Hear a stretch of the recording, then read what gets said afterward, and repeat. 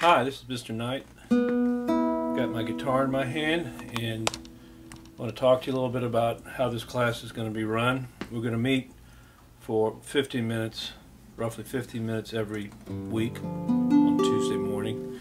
Welcome to the class, by the way. I'm really excited to have you. I want you to know that 15 minutes a week is not enough to learn an instrument. It's up to you to cut out some time every day.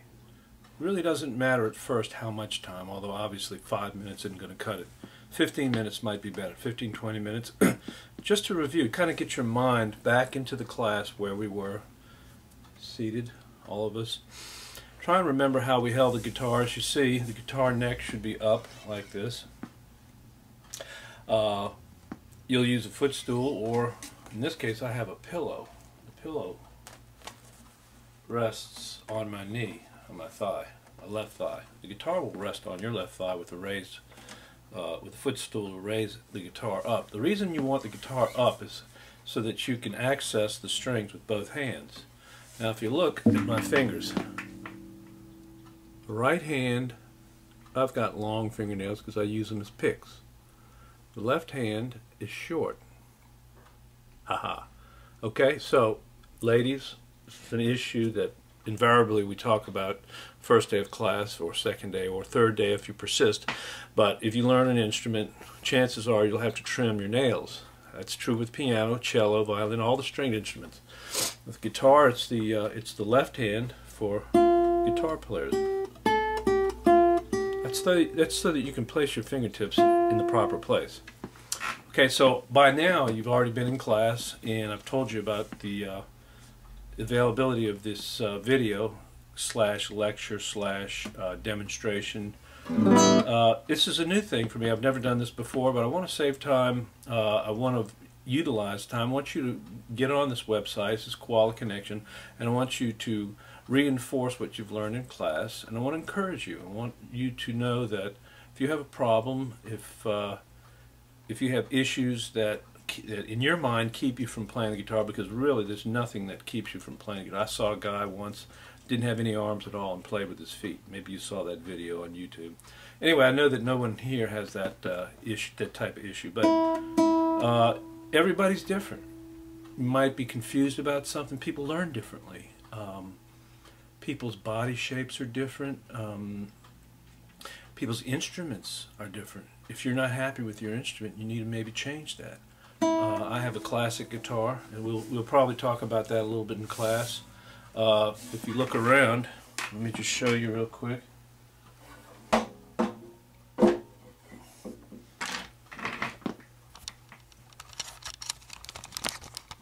There's my Stratocaster. That's an electric guitar. And over here, well, you can't see it behind the lamp. There's the steel string Ovation back there. Anyway, I may use those guitars in demonstrations, depending on what you're interested in. If you're interested in electric, or if you have a steel string guitar. Very rarely do we have an electric guitar player in the class, but we have had them. If you do have an electric guitar, make sure you bring an amplifier too. It doesn't really matter what style you play. They're all guitars. They all have 6 strings for the most part, and they all present their own issues. If you're happy with it, if you can play it. Now, a lot of you don't really know if you can play it yet because you haven't learned how to play it. But if you work over a period of 2 weeks, say, on some simple chords or some simple melodies, and you find that it's still hard or hurts, or you haven't been able to get comfortable with it, maybe it's time to change instruments. And guitars are relatively cheap, or you can find another one from a friend or a relative. Anyway, I'm here to help you with that. One of the things I want to do with this lecture is, as I said, let you know the experimental nature. This is going to be on YouTube. It's going to be on Koala Connection, which will link up to YouTube. And I'll use this dry erase board right here to supplement some of the things that we did in the lecture on Tuesday. One of the things, aside from the introductory material on how to hold a guitar, and we'll talk about that, would be also theory. And when you're playing in Unit 1,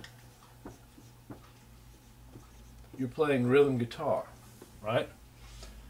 And that's in your hot book.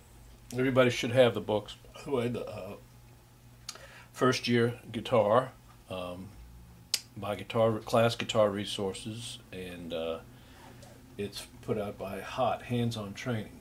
So Unit 1 is about rhythm guitar. In rhythm guitar, you use chords to accompany melodies. Now I'll be doing the melodies.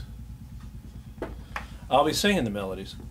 Yes, you'll have to put up with that. But that's until you get your voice going. You over there, you're going to want to sing, right? Somebody in there is going to want to sing. Okay.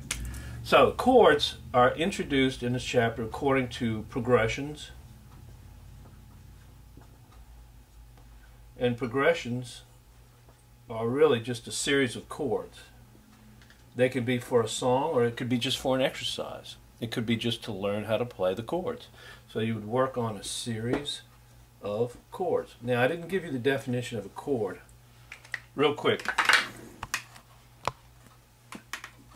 A chord can be played on any instrument or with voices, not one voice. You can't sing more than one note at the same time. But a chord is any instrument that can play 3 pitches simultaneously, like this. That chord consists of the root, do, the 5th, so, and then in between those two, do, so, yeah, mi. So from bottom to top we go do, mi, so, do, mi, so, do, mi, so, do, mi, so. So those are the 3 pitches, and if you want to do it on a piano, you simply put your fingers together with your thumb, middle finger, and pinky. And you skip every other white key, and you can play chords on the piano. You can also break them. Do, mi, so, do, mi, so. In other words, arpeggiate one after another. I can't sing a chord. I'd have to have 2 more people to sing the chord, sing the notes simultaneously. So anyway, that's what a chord is. We're getting a little bit distracted here. Let's go back to the board here. Now the progressions that you're going to be concerned with, the first one is the key of D. That's because the first note of the scale is D. And D would be tonic, or the 1. The 1 chord is tonic. And then if you count up from D in the alphabet, the musical alphabet goes D, E, F sharp, G. That's 4 up. You have the 4 chord. So that's called subdominant.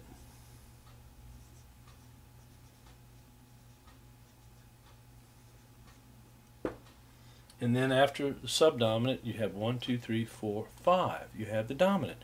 D, E, F sharp, G, A. And sometimes we add a note which makes it a 7th. That makes it a quadrad rather than a triad. So the dominant chord in our book is called the dominant 7th chord.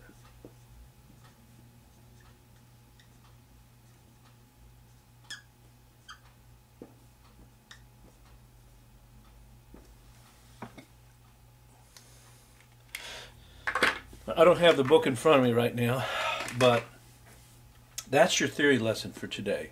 The next thing we're going to do is we're going to work that progression.